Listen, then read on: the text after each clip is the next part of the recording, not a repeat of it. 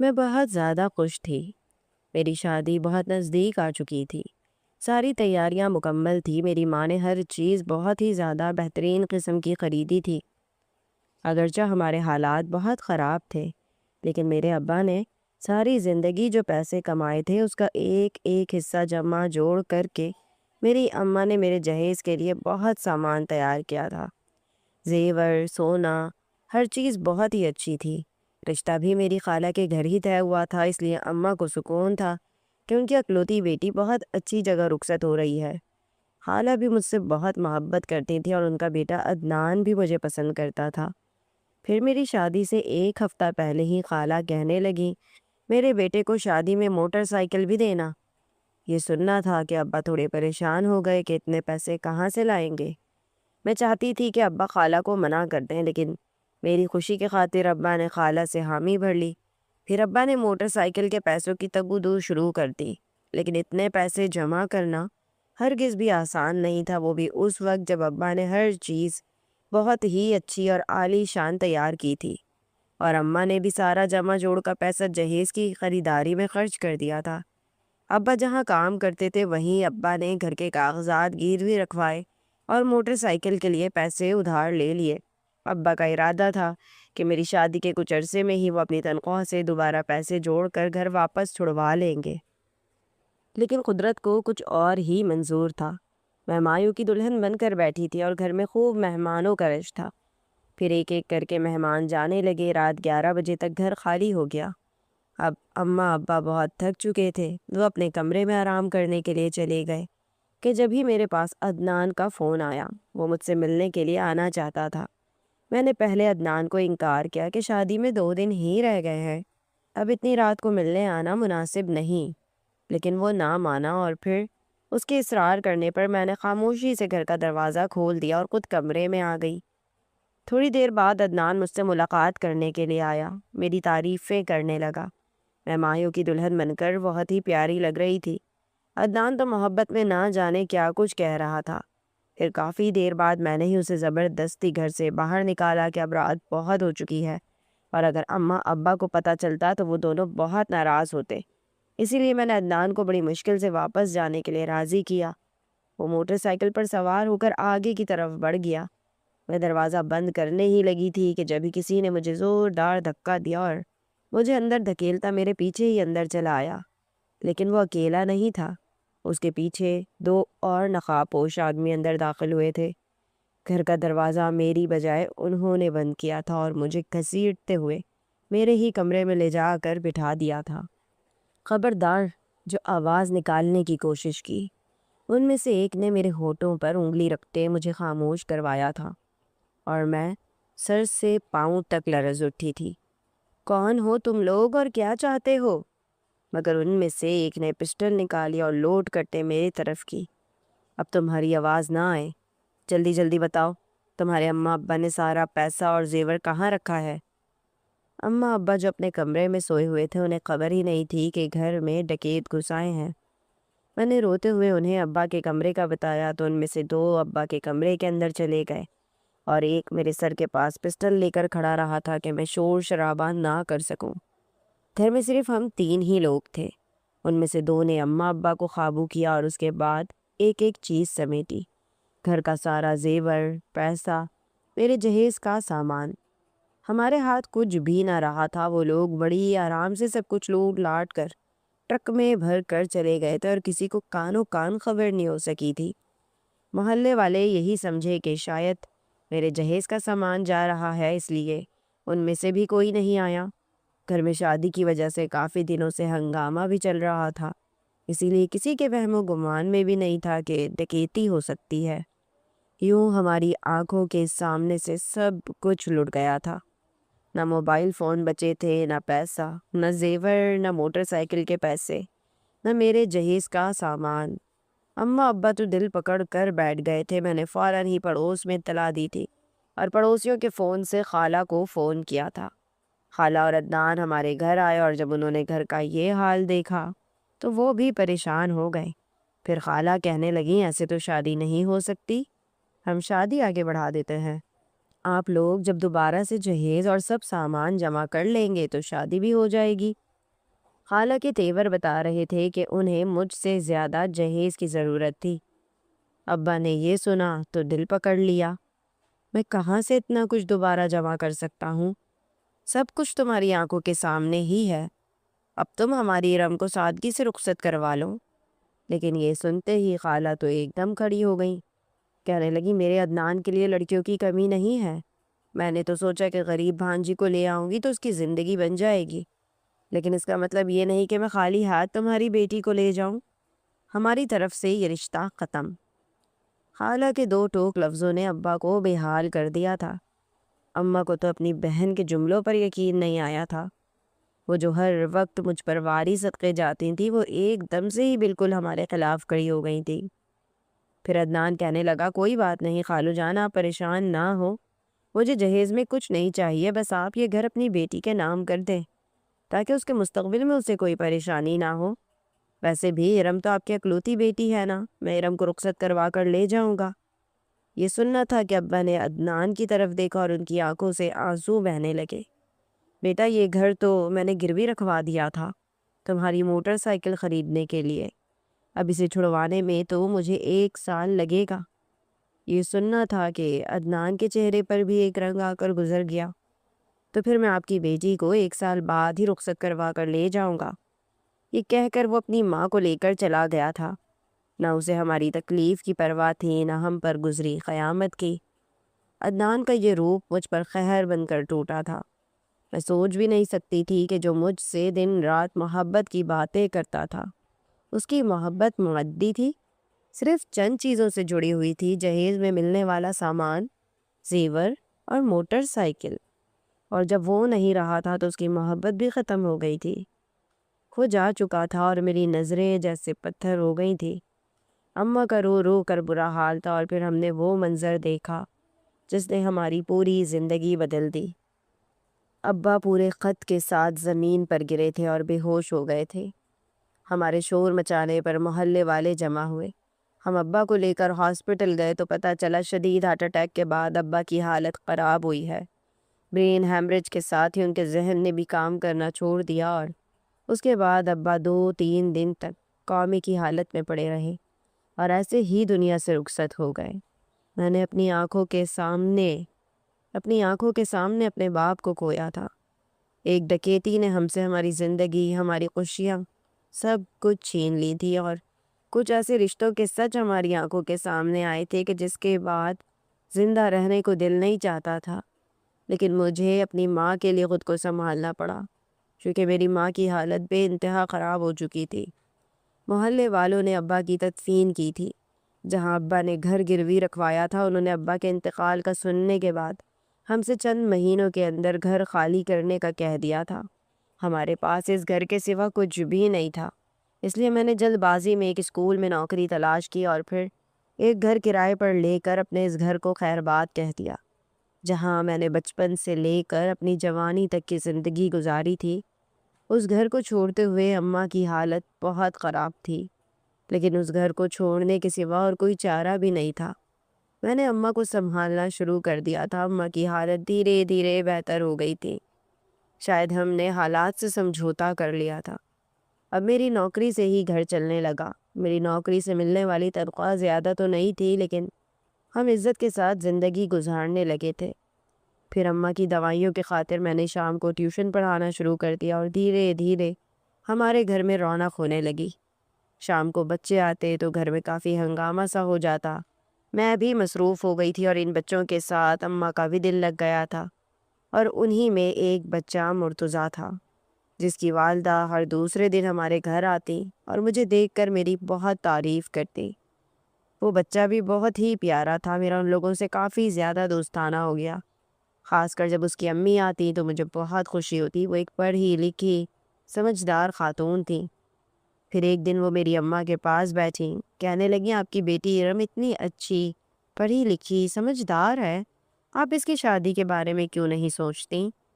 مرتضیٰ کی والدہ کی بات سن کر اماں رونے لگی، اور اماں نے مجھ پر اور ہمارے گھرانے پر گزری قیامت کے بارے میں انہیں بتا دیا کہ کس طرح شادی سے 2 دن پہلے ڈکیتی ہوئی اور سارے جہیز کا سامان چلا گیا، ساتھ ہی میرا رشتہ بھی ختم ہو گیا۔ یہ سننا تھا کہ وہ بھی پریشان ہو گئی، کہنے لگیں کیسے لالچی لوگ تھے، اچھا ہوا صحیح وقت پر رشتہ ختم ہو گیا، ورنہ شاید ساری زندگی بعد میں بچی کو پچھتانا پڑتا۔ ان چوروں کے آنے سے بھلے ہی بہت کچھ برا ہوا ہو، لیکن آپ کے اپنوں کے ہی چہرے کے نقاب اتر گئے، اس سے زیادہ بھلا اور کیا ہو سکتا ہے؟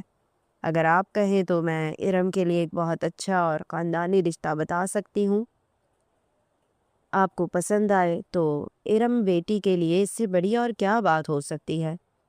مرتضیٰ کی امی کی بات سن کر اماں ایک دم ہی خوش ہو گئیں، کہنے لگی میں بھی یہی چاہتی ہوں کہ اپنی زندگی میں اس کا رشتہ کر دوں تاکہ میرے جانے کے بعد اسے کوئی پریشانی یا تکلیف نہ ہو۔ میرے سوا تو اب اس دنیا میں اس کا کوئی ہے بھی نہیں۔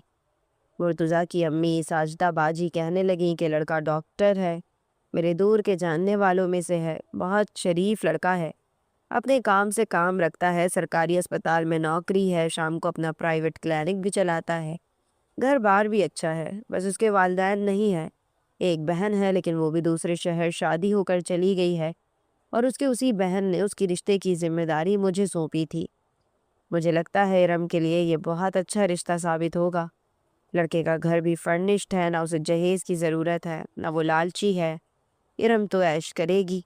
میرے لیے ارم میری چھوٹی بہنوں جیسی ہی ہے، اس لیے ارم کو دیکھتے ہی مجھے ڈاکٹر وہاب کا خیال آیا تھا۔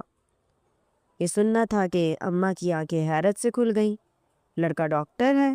پھر تو اس سے رشتوں کی کوئی کمی نہیں ہوگی، وہ بھلا ہم جیسے غریب لوگوں میں شادی کیوں کرے گا؟ یہ سننا تھا کہ مرتضیٰ کی والدہ مسکرا دی، کہنے لگیں کہ یہی تو بات ہے، اس نے کہہ دیا ہے کہ اس کی بہن جہاں کہے گی وہ شادی کر لے گا۔ اس کی اپنی کوئی خاص پسند نہیں ہے، وہ شریف سا لڑکا ہے، بس اپنی نوکری اور پڑھائی میں رہتا ہے، اس لیے اس کی بہن نے مجھے کہہ دیا کہ میں اسی شہر میں کوئی اچھی لڑکی تلاش کر دوں، اور مجھے تو آپ کی بیٹی بہت پسند ہے، سلیقہ مند، خاندانی، اس سے زیادہ اچھی لڑکی شاید ہی وہاب کو دوبارہ ملے گی۔ ساجدہ باجی کی بات سن کر اماں کہنے لگی اگر ایسی بات ہے تو پھر میں لڑکے سے ملنے کے لیے تیار ہوں۔ میری بیٹی کی شادی اتنی اچھی جگہ ہو جائے تو اس سے زیادہ مجھے بھلا اور کیا چاہیے؟ پھر نہ لمبا چوڑا سسرال ہے، نہ کوئی پریشانی۔ اگر لڑکا خاندانی ہے تو یقیناً وہ میری بیٹی کو بہت خوشی رکھے گا۔ بس آپ اسے یہ ضرور بتائیے گا کہ شادی سے 2 دن پہلے میری بیٹی کا رشتہ ٹوٹا ہے۔ ایسی باتیں بعد میں کھلتی ہیں نا تو رشتے خراب ہو جاتے ہیں۔ ساجدہ باجی نے فوراً کہا ہاں ہاں میں پہلے ہی بتا دوں گی، آپ کو فکر کرنے کی ضرورت نہیں ہے، میں خود کوئی بھی بات چھپانے کے حق میں نہیں، کیونکہ اس طرح بعد میں اچھے خاصے رشتے میں دراڑ آ جاتی ہے۔ اماں کو ساجدہ باجی پر پورا یقین تھا، اس لیے اماں نے فوراً ہی لڑکے سے ملنے کی حامی بھر لی تھی، اور پھر ساجدہ باجی کہنے لگیں کہ میں وہاب کی بہن کو ارم کی تصویر وغیرہ دکھا کر ساری بات بتا دوں، اس کے بعد آپ لوگوں کی ملاقات بھی کروا دوں گی۔ پھر وہ میری 2-4 تصویریں لے کر چلی گئیں اور اگلے دن بہت خوشی خوشی ہمارے گھر آئیں۔ کہنے لگیں وہاب کی بہن تو یہ سن کر بہت خوش ہوئی ہے کہ ارم ایک ٹیچر ہے، پڑھی لکھی لڑکی ہے، البتہ وہ چاہتی ہیں کہ آپ لوگ پہلے وہاب کو ایک بار دیکھ لیں، پھر رشتے کی بات آگے بڑھائی جائے۔ وہاب نے آج کل اپنا ایک چھوٹا سا پرائیویٹ کلینک کھولا ہوا ہے، میں آپ کو وہیں لے چلتی ہوں، مریضہ بن کر آپ دونوں وہاب کو دیکھ لیجئے گا، اگر آپ کو لڑکا پسند آتا ہے تو ٹھیک ہے، ورنہ انکار کرنا مشکل نہیں ہوگا، ہم اسے بتائیں گے ہی نہیں کہ آپ لوگ اسے دیکھنے کے لیے آئے ہیں۔ ساجدہ باجی کی بات اماں کو کافی معقول لگی۔ اماں مجھ سے کہنے لگیں دیکھو بیٹا، عدنان کو بلا کر زندگی میں آگے بڑھنا ہے نا، اسی لیے تم میرے ساتھ چلو، تم لڑکے کو خود دیکھو، اگر وہ تمہیں اچھا لگے گا تو ہی ہم رشتہ طے کریں گے۔ اماں کی بات اگرچہ مجھ پر قیامت کی طرح تھی، لیکن اب زندگی میں آگے تو بڑھنا تھا۔ عدنان کی جھوٹی محبت، وہ وعدے، وہ قسمیں جو پل بھر میں ہی ختم ہو گئے تھے، اس کے بعد کسی اور سے شادی کرنا، اس پر اعتبار کرنا میرے لیے ہرگز بھی ممکن نہیں تھا، مگر اماں کی خاطر میں اگلے ہی دن تیار ہو کر اس کے کلینک چل پڑی، جس کا پتہ ہمیں ساجدہ باجی نے دیا تھا۔ وہ خود اس دن ہمارے ساتھ نہیں جا سکی تھی، ان کا کہنا تھا کہ ایک تو وہاب مجھے پہچانتا ہے، پھر مرتضیٰ کی بھی طبیعت ٹھیک نہیں تھی، میں نے ٹیوشن کے بچوں کی چھٹی دی اور اماں کے ساتھ اس چھوٹے سے کلینک پر پہنچ گئی۔ ریسیپشن پر میں نے اماں کے نام کی پرچی بنوائی تاکہ اماں کے بلڈ پریشر کے مرض کا کہہ کر ڈاکٹر سے ملاقات ہو سکے۔ اور پھر جب ہم ڈاکٹر کے کمرے میں گئے تو سیٹ پر بیٹھے آدمی کو دیکھ کر میں حیران رہ گئی۔ وہ ایک لمبا چوڑا خوبصورت سا مرد تھا، آنکھوں پر سنہری فریم کا چشمہ، ہاتھ میں پین، گلے میں اسٹیتھوسکوپ اور نظریں کسی پیپر پر جمی ہوئی تھیں۔ اماں مریضوں والی کرسی پر بیٹھ گئی اور میں نے سلام کیا تو اس نے نظر اٹھا کر مجھے دیکھا، میرے سلام کا جواب دیا، پھر اماں سے بات چیت کرنے لگا۔ وہ اماں کی بیماری، ان کی طبیعت، دوائیاں وغیرہ کے بارے میں پوچھ رہا تھا، جبکہ میں اس کے ہر ایک انداز کو نوٹ کر رہی تھی۔ وہ بہت ہی سلجھا ہوا نظر آ رہا تھا۔ ظاہر سی بات تھی، پڑھا لکھا تھا، ڈاکٹر تھا تو تمیز اور طریقہ تو ہونا ہی تھا، لیکن اس کے لہجے میں جو نرمی اور محبت محسوس ہو رہی تھی وہ قابل تعریف تھی۔ پھر اس نے باتوں باتوں میں ہم سے ہمارے حالات کے بارے میں پوچھا تو اماں نے بتا دیا کہ سر پر کوئی مرد نہیں اور میں نوکری کر کے گھر چلاتی ہوں، تو اس نے فوراً ہی ریسیپشنسٹ کو آواز دے کر بلایا، کہنے لگا ان کی فیس واپس کر دیجیے گا۔ یہ سن کر میں حیران ہوئی اور کہا نہیں، اس کی کوئی ضرورت نہیں ہے، مگر وہ آہستگی سے بولا کہ میں ضرورت مند لوگوں سے فیس نہیں لیتا۔ اس کلینک کا اصول ہے کہ یہاں آنے والے وہی مریض فیس ادا کرتے ہیں جو فیس ادا کرنے کے قابل ہوں، باقی بہت سے لوگوں کو میں ایسے ہی دیکھ لیتا ہوں۔ ڈاکٹر وہاب کی اس بات نے میرے دل میں ان کے لیے عزت اور بھی بڑھا دی تھی۔ انہوں نے اماں کو کچھ دوائیں لکھ کر دی تھی اور ساتھ ہی ہماری فیس بھی واپس کر دی تھی۔ ہم دونوں ماں بیٹی جب اس کلینک سے باہر نکلے تو ڈاکٹر وہاب کی شخصیت کے قائل ہو چکے تھے۔ اماں کہنے لگیں یہ تو بڑے نصیب سے رشتہ جوڑ رہا ہے، انکار کرنے کا ہرگز بھی کوئی سبب نہیں، ایسا رشتہ تو قسمت والوں کو ہی ملتا ہے۔ لڑکے کے انداز و اطوار بتا رہے ہیں کتنا خاندانی ہے، میں تو کہتی ہوں ساجدہ سے ایک دفعہ اور معلومات کر لوں، پھر اس کے بعد ہاں کر دوں گی، تمہیں عزت کے ساتھ جلدی سے رخصت کر دوں گی تو میری زندگی میں بھی سکون آ جائے گا۔ جبکہ میں پریشان ہونے لگی تھی، اماں اگر میں شادی ہو کر چلی جاؤں گی تو آپ کا کیا ہوگا، گھر کا گزارا کیسے چلے گا؟ اماں کہنے لگی فکر نہ کرو، میں اب اکیلے بھی رہ سکتی ہوں، اور رہی بات گھر کے گزارے کی تو اللہ سب کچھ کروا ہی دیتا ہے۔ اماں کے دل کا اطمینان دیکھ کر میں خاموش ہو گئی تھی۔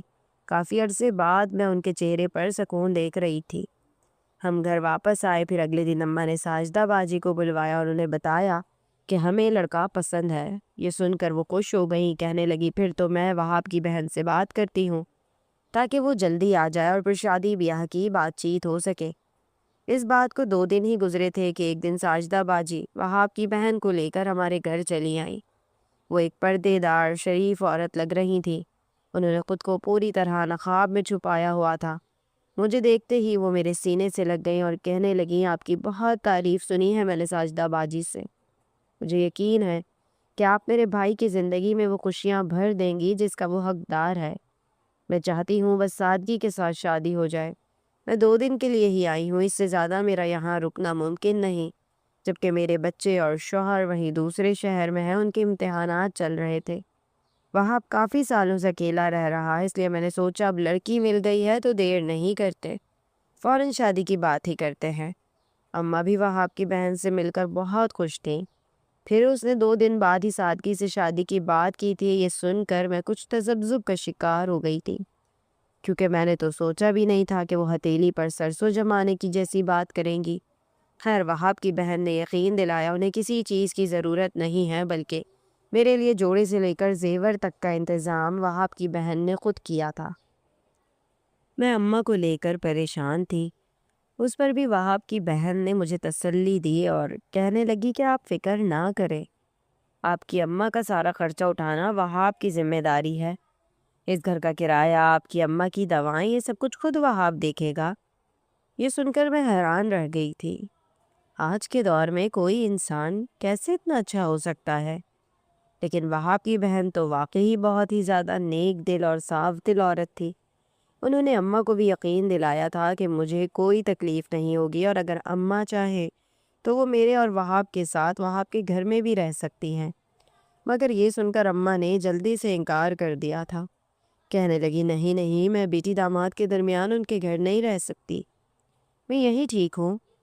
پھر 2 دن بعد میری شادی کا دن آ گیا اور میں خوبصورت سی دلہن بن کر وہاب کے ساتھ رخصت ہو گئی۔ اس سے پہلے تک میں اور وہاب کی کوئی ملاقات باضابطہ نہیں ہوئی تھی۔ میں بس اس کے اسپتال میں اپنی ماں کے ساتھ ہی گئی تھی، اس لیے شادی کے وقت تک بھی میرے دل میں یہی بے چینی تھی کہ پتہ نہیں وہاب اس رشتے سے خوش ہے بھی یا نہیں، یا پھر صرف اپنی بہن کے کہنے پر اس نے حامی بھر دی ہے۔ وہاب کی بہن نے مجھے میرے کمرے میں بٹھایا، میرا بہت اچھی طریقے سے استقبال ہوا تھا۔ وہاب کی طرف سے ان کے چند دوستوں نے شادی میں شرکت کی تھی، وہاب ان کے ساتھ ہی باہر تھے۔ پھر وہاب کی بہن کہنے لگی اب مجھے واپس جانا ہے، میری رات 2 بجے کی ٹرین ہے، میں کچھ عرصے بعد واپس آؤں گی اور اپنے بچوں کو بھی لے کر آؤں گی۔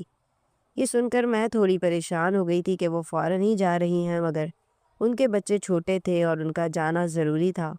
وہ کہنے لگی وہاب مجھے اسٹیشن پر چھوڑ کر پھر خود تمہارے پاس آ جائے گا، تم فکر نہ کرنا۔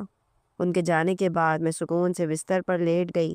میں ابھی تک اپنے عروسی جوڑے میں تھی، زیور بھی پہن رکھا تھا میں نے، لیکن سب کچھ بدلنا مناسب نہ سمجھا کہ کہیں میرے شوہر کو یہ بات ناگوار نہ گزرے کہ میں نے اپنی تیاری اسے دکھائے بغیر ہی ختم کر دی ہے۔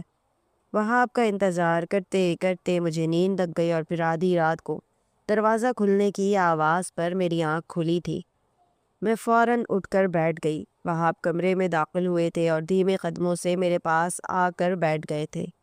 گہری نگاہوں سے میرا جائزہ لیتے ان کے چہرے پر مدھم سی مسکراہٹ تھی، جبکہ میں شرم سے نظریں چرائے اپنے ہاتھوں کی مہندی دیکھ رہی تھی۔ مجھے بہت خوشی ہے کہ آپ جیسی لڑکی میری زندگی میں شامل ہوئی۔ مجھے باجی نے بتایا کہ آپ نے کس طرح اپنے والد کے گزرنے کے بعد اپنا گھر سنبھالا ہے۔ مجھے آپ جیسی لڑکیوں پر بہت فخر محسوس ہوتا ہے جو اپنی زندگی میں خود کو مضبوط رکھتے ہوئے آگے بڑھتی ہیں۔ میرا ہاتھ تھامتے وہ اور بھی بہت کچھ کہہ رہا تھا۔ اس نے صرف میری خوبصورتی کی تعریف نہیں کی تھی، بلکہ وہ میری ہمت اور محنت کو سراہ رہا تھا، اور یہی وہ بات تھی جس نے میرے دل میں اس کی عزت بڑھا دی تھی کہ اسے صرف میرے ظاہر سے محبت نہیں ہوئی تھی، بلکہ وہ میرے باطن کو سمجھنے کی کوشش کر رہا تھا۔ پھر وہاب کہنے لگے میری نوکری کچھ ایسی ہے کہ دن اور رات کی خبر نہیں ہوتی۔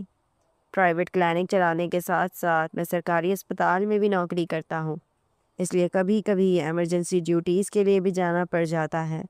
میں امید کرتا ہوں کہ تم میری نوکری کی وجہ سے میری مجبوریوں کو سمجھو گی۔ باقی تمہارا خیال رکھنا میری ذمہ داری ہے، میں کبھی کوئی کمی نہیں کروں گا، اور اگر تم چاہو تو ہم تمہاری اماں کو بھی اس گھر میں رکھ سکتے ہیں۔ وہاب کی بات پر میرا دل خوشی سے کھل اٹھا تھا۔ میں نے کہا ٹھیک ہے، کچھ دن اماں کو وہیں رہنے دیں، پھر میں انہیں منا کر یہیں لے آؤں گی۔ وہاب نے کوئی اعتراض کیے بنا منہ دکھائی کا تحفہ میرے ہاتھ میں رکھا، اور پھر ہماری خوبصورت سی زندگی کی شروعات ہوئی، جس میں پوری طرح وہاب کی محبت کے رنگ میں رنگ گئی، اور میں نے خدا کا شکر ادا کیا کہ مجھے ایسا لائف پارٹنر ملا جو ہر لحاظ سے عدنان سے لاکھ درجے بہتر تھا۔ سادہ پڑھا لکھا، زیادہ سمجھدار، اور سب سے بڑھ کر ہمارے اتنے برے حالات میں وہاب نے میرا ہاتھ تھاما تھا نا کہ عدنان کی طرح ساتھ چھوڑ کر نہیں گئے تھے۔ اگلی صبح میری زندگی کی ایک خوشگوار صبح تھی۔ وہاب کا گھر چھوٹا تھا لیکن بہت ہی پیارا، سلیقے سے سجا ہوا تھا۔ ہر چیز اپنی قیمت کا پتہ بتا رہی تھی۔ اب ایک ڈاکٹر کی اتنی کمائی تو ہوتی ہی ہے کہ وہ مہنگی سے مہنگی چیزیں افورڈ کر سکے، اس لیے وہاب کے گھر میں بھی ہر قیمتی چیز موجود تھی۔ باورچی خانہ بھی بہت ہی خوبصورت طریقے سے سجا ہوا تھا۔ ایک ملازمہ تھی جو باورچی خانے میں کام کر رہی تھی۔ وہاب نے بتایا کہ کافی عرصے سے وہی صفائی بھی کرتی ہے، کھانا بھی بنا کر دیتی ہے۔ وہاب کے پاس اپنی گاڑی بھی تھی۔ ناشتے کے بعد وہ مجھے گاڑی میں بٹھا کر اماں کے گھر لے گئے۔ میں نے اماں کے ساتھ کافی وقت گزارا، اماں بھی مجھے خوش ہو کر بہت خوش ہوئیں۔ ساجدہ باجی بھی ملنے کے لیے آئی تھی۔ میں بہت شکر گزار تھی کہ انہوں نے میری زندگی بدل دی تھی۔ پھر ولیمے کی تقریب بھی سادگی سے ہوئی، جس میں وہی گنتی کے چند لوگوں نے شرکت کی۔ وہاب کا کوئی بہت زیادہ بڑا دوستانہ نہیں تھا، 4 دوست تھے۔ ایک بہن تھی جو جا چکی تھی، ساجدہ باجی نے شرکت کی تھی لیکن وہ بھی اکیلی ہی آئی تھی۔ مرتضیٰ کی طبیعت ٹھیک نہیں ہوئی تھی، اس لیے وہ اور ان کے شوہر نہیں آئے تھے۔ میری طرف سے میری اماں اور گلی محلے کے 1-2 لوگ شامل ہوئے تھے، اور یوں ہمارا ولیمہ بھی سادگی پر ختم ہو گیا تھا۔ ولیمے کے بعد وہاب مجھے ایک ہنی مون پر لے کر گئے تھے۔ پہاڑی علاقوں میں ہم نے ایک دوسرے کی قربت میں بہت ہی خوبصورت وقت گزارا تھا۔ وہاب کے ہر انداز سے محبت جھلکتی تھی۔ انہوں نے ایک پل کے لیے بھی مجھے ہنی مون پر تنہا نہیں چھوڑا۔ کبھی وہ میرا ہاتھ پکڑ کر لبوں سے لگاتے تو کبھی مجھے اپنے سینے سے لگا کر مجھ سے بے انتہا محبت کا اعتراف کرتے۔ ان کی محبت کے رنگ میں رنگ کر میں پوری طرح نکر گئی تھی، اور پھر جب ہم واپس لوٹے تو زندگی کا ایک نیا باب شروع ہوا، کیونکہ واپس آنے کے بعد میری طبیعت اچانک سے ہی خراب ہو گئی تھی۔ شاید یہ لمبے سفر کا نتیجہ تھا۔ پھر ایک شام میں نے اپنے شوہر سے کہا میری طبیعت ٹھیک نہیں، تو وہ کہنے لگے میں تمہیں طاقت کا انجیکشن دے دوں گا، تمہاری طبیعت ٹھیک ہو جائے گی۔ میں نے شوہر کی بات پر رضامندی کا اظہار کیا۔ مجھے بھی یہی لگ رہا تھا کہ مجھے کمزوری ہو گئی ہے۔ پھر رات کو میرے شوہر نے مجھے انجیکشن لگایا اور تھوڑی ہی دیر بعد میں گہری نیند سو گئی۔ اگلی صبح میری آنکھ کھلی، پوری رات شاید میں نے کروٹ تک نہ بدلی تھی۔ صبح اٹھ کر میں نے دیکھا تو وہاب جاگ رہے تھے، کھڑکی کے پاس کھڑے وہ چائے پی رہے تھے۔ میرے اٹھنے پر انہوں نے پلٹ کر مجھے دیکھا، مسکرا دیے، لیکن ان کی آنکھوں میں سرخی تھی جو بتا رہی تھی کہ وہ رات بھر سوئے نہیں تھے۔ میں نے پریشانی سے پوچھا آپ رات کو سوئے نہیں کیا؟ وہ مسکرا کر بولے نہیں، مجھے ایمرجنسی ڈیوٹی کے لیے جانا پڑ گیا تھا، میں تھوڑی دیر پہلے ہی آیا ہوں، تم بہت گہری نیند میں تھیں اس لیے میں نے تمہیں جگایا نہیں۔ پریشان نہ ہو، میں تھوڑی دیر سو جاؤں گا، اب مجھے شام کو ہی کلینک جانا ہوگا۔ میں نے وہاب سے ناشتے کا پوچھا تو انہوں نے انکار کر دیا۔ کہنے لگے ملازمہ آ گئی تھی، اس نے مجھے چائے دے دی ہے، تم جا کر ناشتہ کر لو، پھر اپنے گھر چلی جاؤ، میں نے تمہارے لیے ڈرائیور کا انتظام کر دیا ہے، وہ تمہیں چھوڑ دے گا۔ وہاب کی بات پر میں مسکرا دی تھی۔ گھڑی صبح کے 11 بجا رہی تھی۔ میں تو حیران تھی کہ میں اتنی دیر تک کیسے سوتی رہ گئی، کیونکہ اسکول میں نوکری کرنے کی وجہ سے مجھے صبح سویرے جلدی اٹھنے کی عادت تھی۔ میں کمرے سے باہر نکلی، ملازمہ نے ناشتہ تیار کر دیا تھا، میں نے ناشتہ کیا، تھوڑی دیر گھر کی صاف صفائی کا جائزہ لیا، پھر ملازمہ چلی گئی۔ میں واپس کمرے میں آئی، تب تک وہاب بھی گہری نیند میں سو چکے تھے۔ میں تھوڑا بہت تیار ہوئی اور پھر اماں کے گھر کا رخ کر لیا۔ اماں مجھے دیکھ کر ناراض ہوئیں، کہنے لگی روز روز نہ آیا کر، کہیں شوہر ناراض نہ ہو جائے۔ اماں کی بات سن کر میں مسکرا دی اور کہا اماں انہوں نے ہی تو ڈرائیور رکھ کر دیا ہے، وہ خود سونے کے لیے لیٹ گئے تھے تو اسی لیے انہوں نے مجھے کہا کہ تم دن بھر اپنی اماں کے ساتھ رک جاؤ، شام کو آ جانا۔ اب میں تو شام کو ہی جاؤں گی۔ میں اماں کے گلے میں اپنے بازوؤں کا ہار ڈالے انہیں اپنے پہاڑوں کے قصے سنا رہی تھی، اور اماں کی آنکھوں میں آنسوؤں کی چمک تھی۔ کاش تمہارے ابا ایسے نہ جاتے، تمہاری یہ خوشیاں دیکھ کر خوشی میں پھولے نہ سماتے۔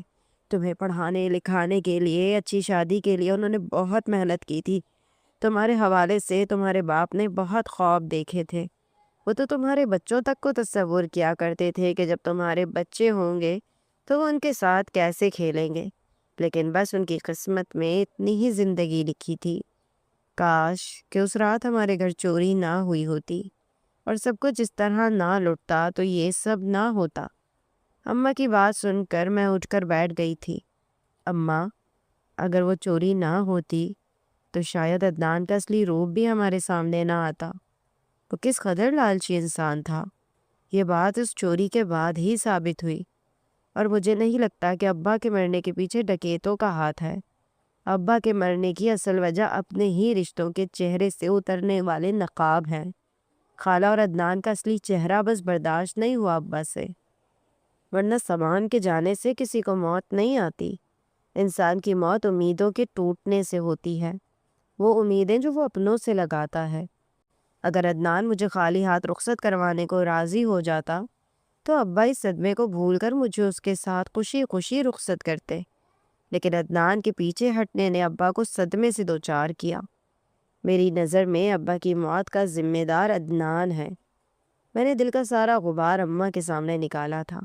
اماں نے میرا ہاتھ پکڑ لیا، کہنے لگی وہاب تو اچھا ہے نا، تیرا خیال رکھتا ہے، اسی لیے اب عدنان کا ذکر نہ کرنا، بس تیرے ابا کی زندگی ہی اتنی تھی، ماضی کو بھلا دے اور آگے بڑھ جا۔ اماں کی بات پر میں مسکرا دی تھی۔ آنکھوں کے کناروں پر جو آنسو آج چھپے تھے انہیں میں نے خاموشی سے صاف کر دیا تھا۔ واقعی میں وہاب کے ہوتے ہوئے عدنان کو یاد نہیں کرنا چاہتی تھی، ویسے بھی عدنان سے جتنے بھی تعلق تھے وہ ختم ہو چکے تھے۔ پھر شام کو میں ڈرائیور کے ساتھ واپس گھر پہنچی، تب تک وہاب سو کر اٹھ چکے تھے۔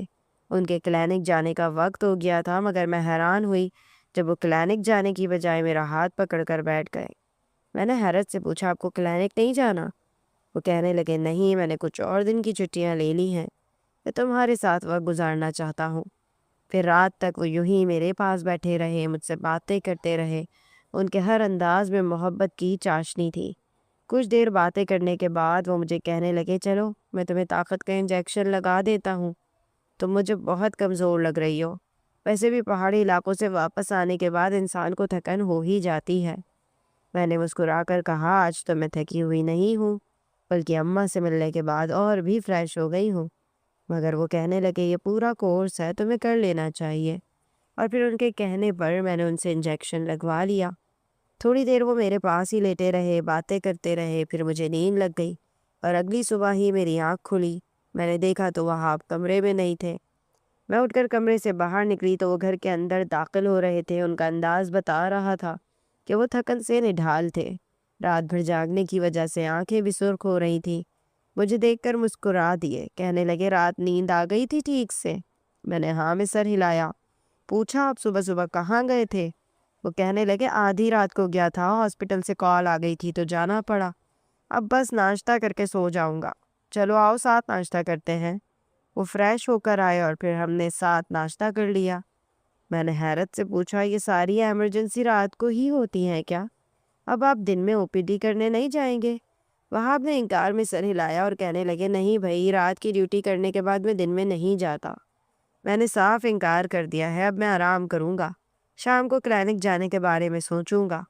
ہم دونوں نے ساتھ ناشتہ کیا، پھر وہ مجھے زبردستی کمرے میں لے کر آ گئے، کہنے لگے، میرے ساتھ تھوڑا وقت گزارو۔ میں نے انہیں تنگ کرنے کے لیے انکار کرنا چاہا تو زبردستی میرا ہاتھ پکڑ کر مجھے اپنے پاس لٹا لیا۔ کہنے لگے، بہت عرصے سے میں تنہا تھا، تمہارے آنے کے بعد میری زندگی میں رنگ آئے ہیں۔ اب میں گھر واپس آتا ہوں تو مجھے خوشی ہوتی ہے کہ کوئی ہے جو میرا انتظار کر رہا ہے، کوئی ہے جو میرے لیے پریشان ہوتا ہے۔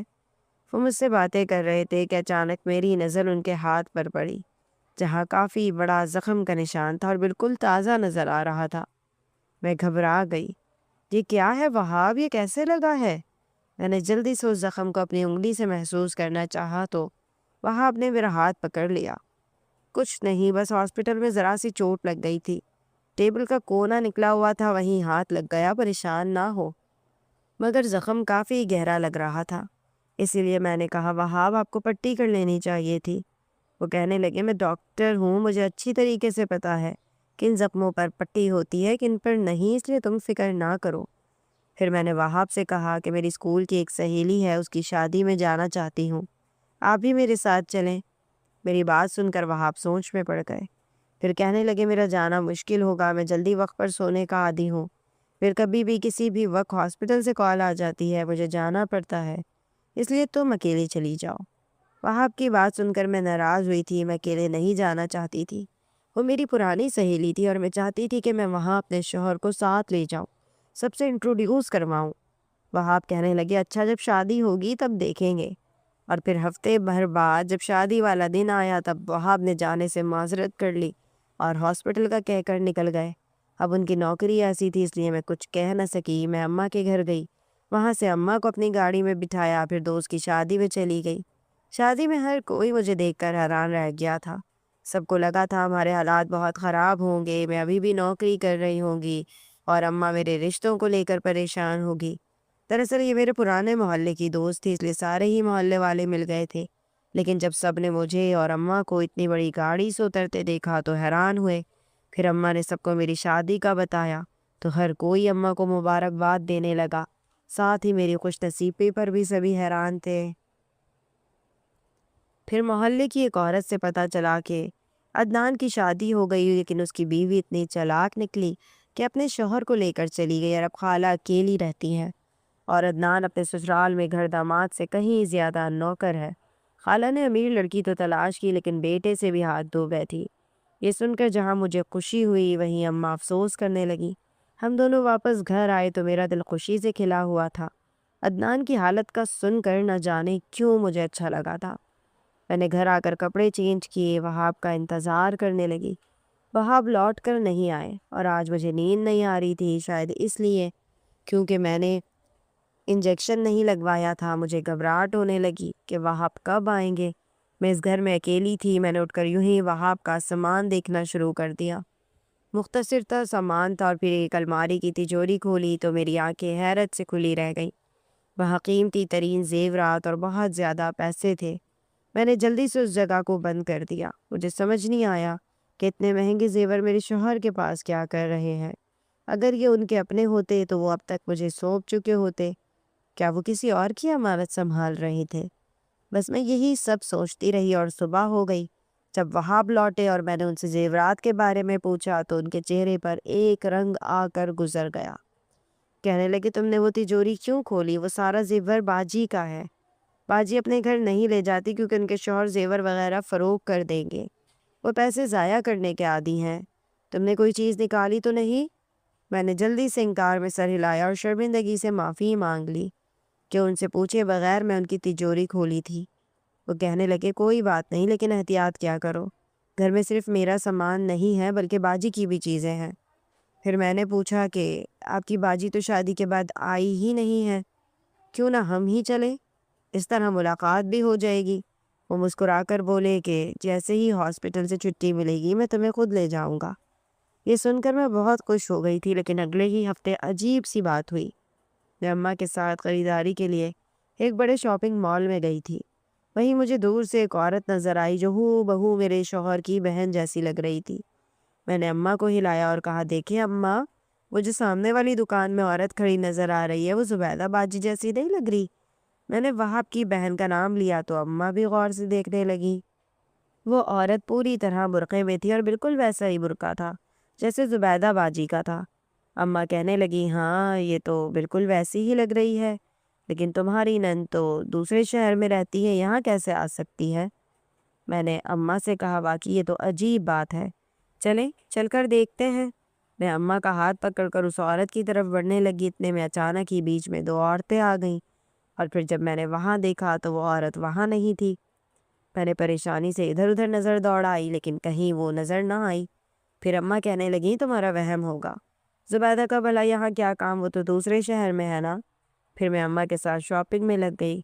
घर वापस आई तो मैंने यही बात अपने शौहर को बताई। पहले तो वो चौंक कर मुझे देखने लगे, फिर बोले कि आजकल तुम्हें बहुत वहम नहीं होते? मेरी बहन की बड़ी याद सताती है। छुट्टियाँ होंगी तो मैं ले जाऊँगा। लगता है ज़ुबैदा बाजी की याद में अब तुम्हें हर जगह वही नज़र आएंगी। वहाब ने मुस्कुराकर बात टाली थी और मैं भी मुस्कुरा कर रह गई थी। फिर उस रात वहाब ने मुझे इंजेक्शन लगाने के लिए इंजेक्शन निकाल कर रखा था। वो मुझे हफ्ते में तकरीबन 2 दफ़ा ये इंजेक्शन लगाते थे और उनका कहना था कि ये कोर्स पूरा 3 महीने तक चलता है और उसके बाद फिर वो मुझे दूसरे इंजेक्शन्स लगाएंगे ताकि मेरी सेहत सही रहे। इंजेक्शन काफ़ी महंगा भी है। और अब जब वहाब ने इंजेक्शन निकाल कर रखा और अपना फ़ोन सुनने के लिए कमरे से बाहर गए तो मेरे हाथ से वो इंजेक्शन की शीशी गिर गई। बचत ये हुई कि कांच की शीशी टूटी तो नहीं थी, लेकिन खुली होने की वजह से दवा गिर गई थी।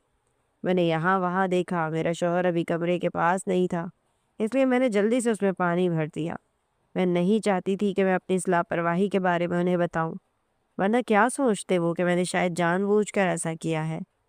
मैं खामोशी से बैठ गई। मेरे शौहर कमरे में वापस आए, मुझे इंजेक्शन लगाने के बाद अपने पास लेटा लिया, मुझसे बातें करने लगे। थोड़ी देर बाद मेरी आंख बंद हो गई, मुझे नींद आ रही थी, मैं सो गई। लेकिन आज मुझे इतनी गहरी नींद नहीं लगी थी, मैं कच्ची पक्की नींद में थी। थोड़ी देर बाद मुझे ऐसा लगा जैसे मेरे शौहर दबे पाँव कमरे से बाहर निकल रहे हैं। ये बात मेरे लिए बहुत अजीब थी क्योंकि ना कोई फ़ोन आया था ना कोई मैसेज। उन्होंने अपना मोबाइल फ़ोन भी अलमारी के अंदर ही डाल दिया था और वो खामोशी से कमरे से चले गए थे। उनके जाने के बाद मैं पीछे पीछे बाहर निकली तो देखा वो अपनी गाड़ी में जाने की बजाय पैदल ही घर से निकले हैं। अब तो मुझे और भी तजस्सुस हुआ, इतनी रात को बगैर गाड़ी के वो हॉस्पिटल क्यों जाएंगे। मैं उनके पीछे घर से बाहर निकली तो देखा कि सड़क से किसी गाड़ी ने उन्हें पिक किया था और वो उसी गाड़ी में बैठकर आगे की तरफ चले गए थे। ना जाने क्यों मुझे तजस्सुस हुआ। मेरी शादी को इतना अरसा हो गया था, लेकिन मुझे अभी तक पता नहीं था कि मेरे शौहर कौन से सरकारी हॉस्पिटल में नौकरी करते हैं, वो किस चीज़ के डॉक्टर हैं, उनकी नौकरी के औकात क्या है। کیونکہ میں نے انہیں دن میں ہاسپٹل جاتے دیکھا ہی نہیں تھا۔ یا تو وہ پرائیویٹ کلینک کا کہہ کر جایا کرتے تھے یا پھر رات اچانک ہی ایمرجنسی ڈیوٹی کا کہہ دیا کرتے۔ اس لیے میں نے سڑک سے گزرتے ایک رکشے کو روکا۔ رات کے 12 بجنے کے قریب تھے۔ اتفاق سے مجھے رکشہ مل گیا تھا۔ میں ان کا پیچھا کرتے کرتے جس جگہ پہنچی وہ ان کا پرائیویٹ کلینک تھا، لیکن اکیلے نہیں تھے بلکہ ان کے ساتھ دو آدمی اور ایک برقع پوش عورت بھی تھی۔ وہ عورت بالکل ویسے ہی لگ رہی تھی جیسی زبیدہ باجی تھی، اس لیے میں نے حیرت سے ان سب کو دیکھا۔ پھر میں سوچنے لگی شاید کوئی ایمرجنسی کیس ہی ہوگا، میں بھی بلا وجہ اپنے شوہر پر شک کر رہی ہوں۔ لیکن اب جب یہاں تک آ گئی تھی تو میں نے مزید آگے جانا مناسب سمجھا۔ میں دبے قدموں اندر تک گئی تو میرے رونگٹے کھڑے ہو گئے، کیونکہ آج اس کلینک کا منظر پہلے جیسا نہیں تھا، بلکہ اندر تو صوفے لگے ہوئے تھے اور وہ سب وہاں ایک نقشہ پھیلائے بیٹھے تھے۔ میرے شوہر کی آواز سب سے زیادہ گونج رہی تھی۔ یہ گھر ہے، اس کی چھت کا دروازہ کھلا رہتا ہے، ابھی ان کے گھر میں شادی ہونے والی ہے، کم سے کم بھی کروڑوں روپے کا سونا آرام سے ہمارے ہاتھ لگے گا۔ اور زبیدہ تم احتیاط کیا کرو، میری بیوی نے تمہیں شاپنگ مال میں دیکھا ہے، ایسا نہ ہو وہ دوبارہ تمہیں کہیں دیکھ لے۔ اسے پتہ نہیں چلنا چاہیے کہ تم اسی شہر میں رہتی ہو اور میری بہن نہیں بلکہ میرے گینگ کی ساتھی ہو۔ تم نے جو معلومات دی ہیں وہ بہت کام کی ہیں۔ اس ڈکیتی سے ہماری زندگی بدل جائے گی اور اس ڈکیتی کے بعد میں مزید کوئی ڈکیتی نہیں کروں گا، کیونکہ اب میری بیوی کو مجھ پر شک ہونے لگا ہے۔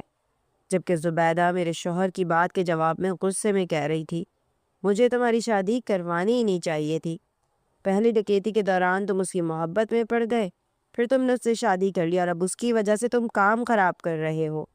ہمارا گینگ کتنا اچھا ہے، ہم کتنی کامیابی سے ڈکیتیاں کرتے ہیں اور تم اس لڑکی کی محبت میں اس کام کو چھوڑنے کی بات کر رہے ہو۔ زبیدہ کی بات پر میرا شوہر غصے سے کہنے لگا، ہاں بالکل، کیونکہ پہلے مجھے لگتا تھا کہ چوری ڈکیتی کرنا کوئی غلط بات نہیں، ہم زیادہ کچھ نہیں کرتے، بس کچھ پیسہ اور زیور ہی لاتے ہیں۔ لیکن جب سے مجھے پتہ چلا ہے کہ ارم کے والد کا انتقال ہماری ڈکیتی کی وجہ سے ہوا، تب سے مجھے اپنے کام سے نفرت ہونے لگی ہے۔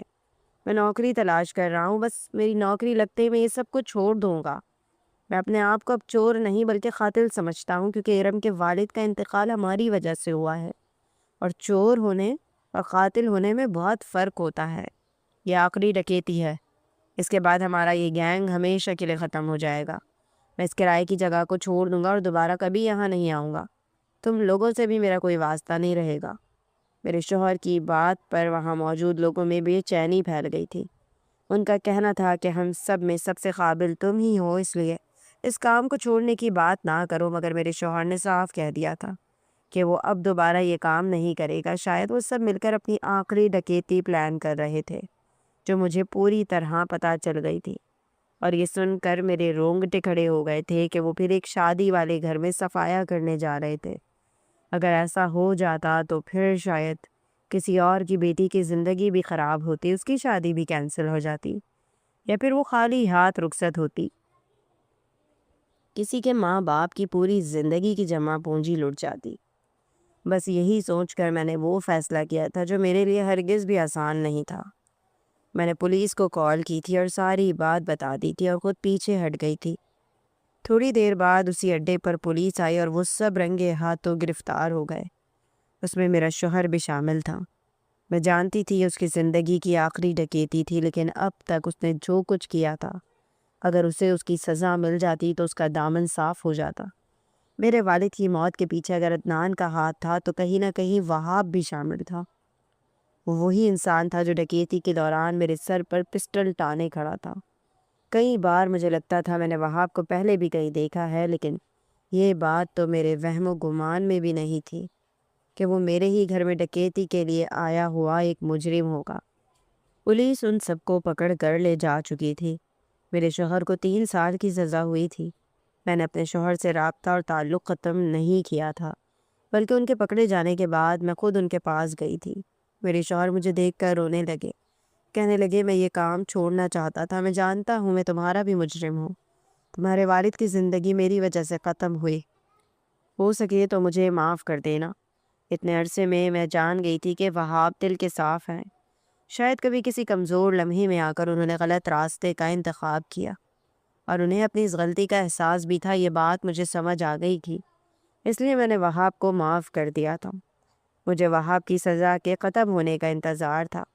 میں نے وہاب سے وعدہ کیا تھا کہ ان کے واپس آنے تک میں ان کا انتظار کروں گی، اور اس کے بعد ہم ایک صاف شفاف زندگی گزاریں گے جس میں کوئی جھوٹ، کوئی دھوکہ نہیں ہوگا۔ وہ محنت مزدوری کریں گے، میں اسکول میں دوبارہ سے نوکری کروں گی، اور ہم ایک سیدھی سادی زندگی گزاریں گے۔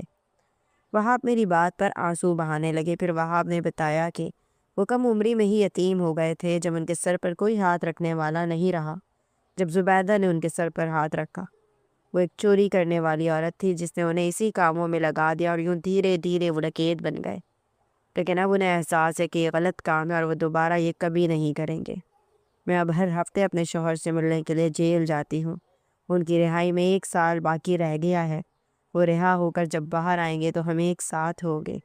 میں انہیں اپنے والد کی موت کا ذمہ دار نہیں سمجھتی، کیونکہ میرے والد کی موت کی اصل وجہ میری خالہ اور عدنان کا دھوکہ ہے۔